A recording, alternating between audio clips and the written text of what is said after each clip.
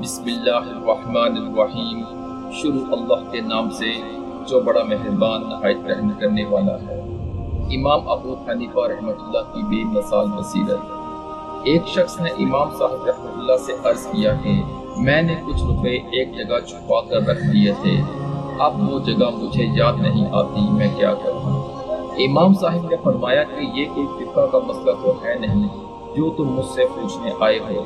پھر جب اس شخص نے زیادہ اصرار کیا تو امام صاحب نے کہا کہ آج تمام رات تم نماز پڑھو، انشاءاللہ اللہ کوئی صورت پیدا کر دیں گے۔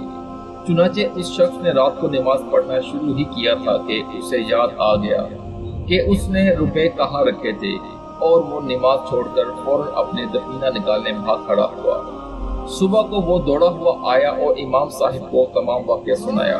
امام صاحب نے فرمایا، ہاں شیطان کیسے برداشت کرتا کہ تم ساری رات نماز پڑھتے رہو، پھر بھی تمہیں چاہیے تھا کہ ساری رات نماز پڑھتے رہتے۔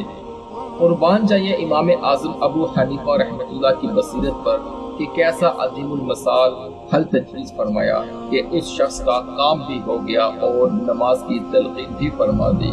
اللہ پاک ہمیں سننے کے ساتھ ساتھ عمل کی بھی توفیق عطا فرمائے۔ اللہ پاک آپ کا حامی و ناصر ہو۔